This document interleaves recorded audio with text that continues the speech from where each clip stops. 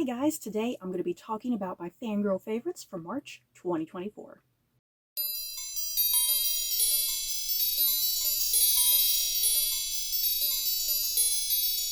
So, how has everybody been? How has everybody's March been? As always, these monthly videos, I love hearing what you guys get up to every single month. I don't care if it's movies, books, television, video games, hobbies, vacations, whatever, anything that gives your life joy. I always love hearing what you guys get up to. So, yeah, what did I get around to in the month of March? Not too terribly much. March is my birthday month, so I did have a nice birthday. I went out to Barnes & Noble like I do to go get me a bunch of books. I went to the mall to do a couple random things at the mall. I went out to eat. Yeah, that's about as exciting as it got on my birthday. But yeah, earlier in the month, I did post a birthday book haul. So if you guys have not checked it out already, go check out my birthday book haul. A lot of great books that I am super excited to get to in the near future, hopefully. So yeah, what else did I get up to in the month of March? Let's see. Just talking about a couple random movies and television shows because I like nothing more than watching television shows, guys.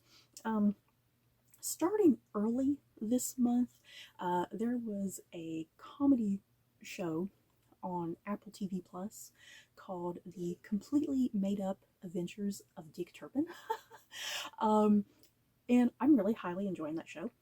You guys, it's only like a 30-minute show. It's a comedy taking place in like the 1700s, if I'm not mistaken, following the real life historical figure Dick Turpin, who was an infamous highwayman of the time period. But yeah, this being a comedy show, it's completely like anachronistic in places, and as you can kind of tell from the title, The Completely Made Up Adventures of Dick Turpin, it's like very kind of just loosely inspired by his adventures. I'm assuming in some ways because I'm not entirely familiar with the real historical figure of Dick Turpin. But yeah, so far the show, I'm really highly enjoying it, and I've said this before, I'm not really big into comedy shows, but I'm because this is like a historical period drama in a sense. That's kind of what's really kind of getting to me, that I'm really enjoying, is kind of the historical angle, even though it is really anachronistic in places. But that's kind of the point of it. It's meant to be satirical and anachronistic, and the way the characters are speaking is very modern. Their clothing is really modern in some ways. They definitely take massive liberties, but it's fun and engaging. I'm having a lot of fun with it. I'm trying to decide if I want to do like a full video review on it. I'm not quite sure because I don't know if anybody's even watching the show enough for me to even sit and do a review, to be quite honest. But yeah, is anybody else watching the Apple TV Plus the completely made up Adventures of Dick Turpin? It's a title. It's a very long title. If you are watching that show, please let me know. Let me know that I'm not alone in watching the show, because I am completely loving it so far. I also got around to watching the Netflix TV series The Gentleman, which is based off of like the movie version of The Gentleman that came out like years ago, done by Guy Ritchie, if I'm not mistaken. And yeah, Guy Ritchie has involvement in this TV version of The Gentleman as well. Let me put this out there. I never saw that movie of The Gentleman because I think it had like Matthew McConaughey in it. Yeah, I never watched that movie. But I was like, I like TV shows. I'll watch this version of The Gentleman since it's a TV show. Plus, the lovely, gorgeous Theo James is in it, who I adore. Yeah, if you don't know what The Gentleman is about, the Netflix TV show, it follows like a wealthy family, and they kind of get themselves into a pickle with like local crime bosses, and like the local mafia and local drug bosses and criminal gangs and stuff like that.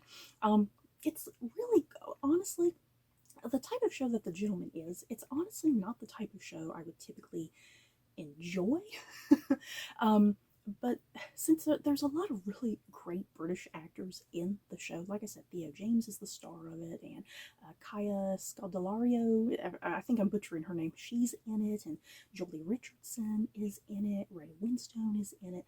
So I primarily checked out the show because of the really great British cast. But I was pleasantly surprised with the show. I think it's well worth it if you might kind of like a show like that. Like I said, it deals really heavily like with like the criminal underground and drug related stuff and gangsters and whatnot. So it might not be everybody's cup of tea. Like I said, I usually don't gravitate towards shows like that. But it was a pleasant surprise. I really liked it. If there's a season 2, I would definitely check it out. So yeah, anybody else watch The Gentleman over on Netflix? We can talk about it. And then another thing that I watched randomly in the month of March was Damsel, the new Millie Bobby Brown movie. um, you know, Damsel was a good time. Yeah, guys, I quite liked it. Is it perfect? No, but it was a great time.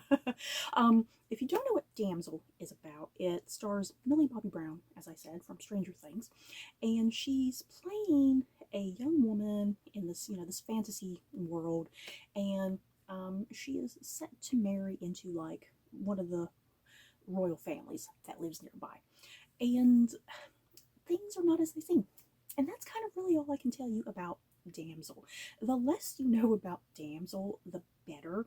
Um, if I feel like the trailer, I wish I had never watched the trailer for this show, because I feel like the trailer gives way too much away as far as the plot goes, and I wish I had gone into Damsel having absolutely no idea what it was about. The less you know, the better, because there's like certain little twists that happen, within like the first 30 to 40 minutes.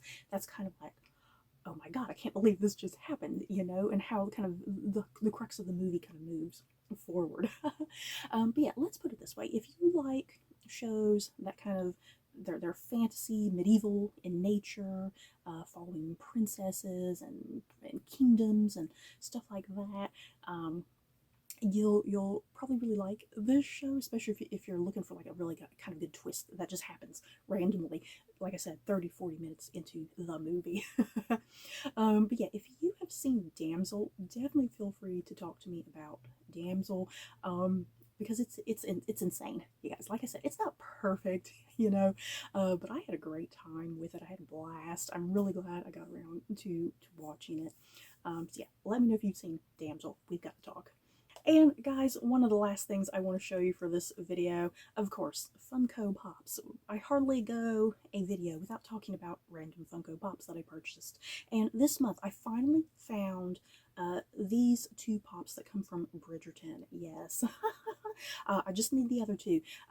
This one is Anthony and Kate, from season 2 of Bridgerton primarily.